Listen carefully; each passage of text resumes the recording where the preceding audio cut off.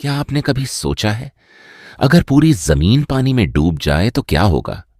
अगर आसमान मुसलसल बरसने लगे और जमीन अपने सीने से पानी उगल दे, अगर एक नबी पहाड़ों के दरमियान एक कश्ती बना रहा हो और लोग उसका मजाक उड़ा रहे हों।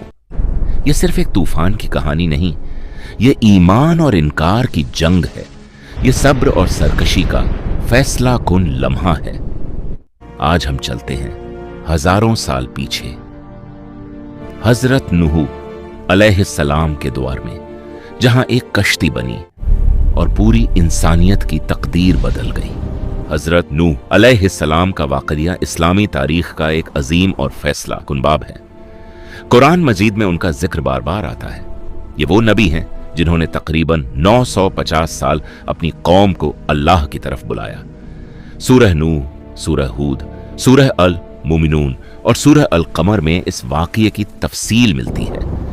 यह वाक़या हमें बताता है कि जब इंसान हद से बढ़ जाए, जब शिर्क आम हो जाए, जब जुल्म फख्र बन जाए, तो अल्लाह की पकड़ किस तरह आती है।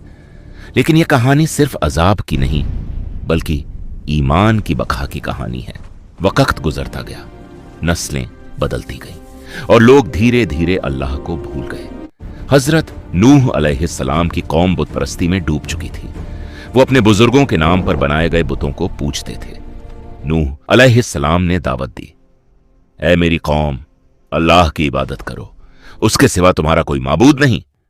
वो दिन को भी समझाते, रात को भी, खुलेआम भी और चुप कर भी।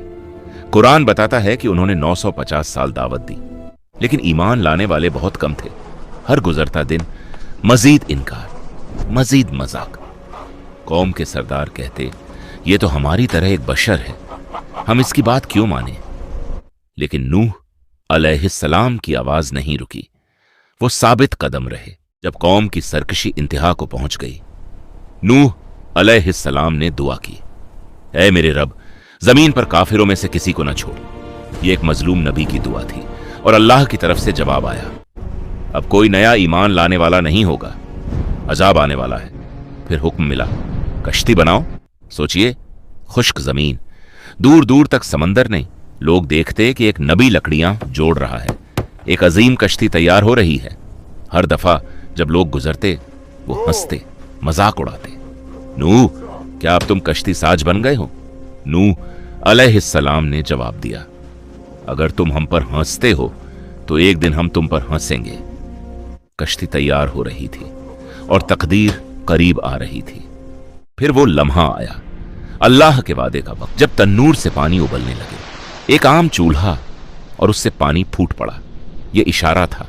नूह अलैहिस्सलाम ने ईमान वालों को जमा किया। अल्लाह का हुक्म था, हर किस्म के जानवरों का एक एक जोड़ा और अपने अहल में से जो ईमान वाले हैं, उन्हें कश्ती में सवार कर लो। रिवायतों के मुताबिक ईमान वालों की तादाद बहुत कम थी, तकरीबन 80 के करीब। आसमान पर घने बादल छा गए। फिर बारिश शुरू हुई, लेकिन यह आम बारिश नहीं थी। आसमान के दरवाजे खोल दिए गए, जमीन के चश्मे फूट पड़े, हर तरफ पानी, लहरें पहाड़ों जैसी उठ रही थी। कश्ती उन मौजों के दरमियान तैर रही थी। इसी दौरान एक दर्दनाक मंजर, नूह अलैहिस्सलाम ने अपने बेटे को देखा। वह कश्ती से दूर था। नूह ने पुकारा, बेटा, हमारे साथ सवार हो जाओ, काफिरों के साथ मत रहो। बेटा बोला, मैं किसी पहाड़ पर पनाह ले लूंगा जो मुझे पानी से बचा लेगा। नूह अलैहिस्सलाम ने कहा, आज अल्लाह के हुक्म से कोई बचाने वाला नहीं, सिवाय उसके जिस पर अल्लाह रहम करे। तब एक लहर आई और बाप और बेटे के दरमियान हाइल हो गई। वह डूब गया। यह एक नबी का इम्तिहान था। निजात नसब से नहीं, ईमान से होती है। पानी ने सब कुछ निगल लिया। जमीन पर खामोशी छा गई।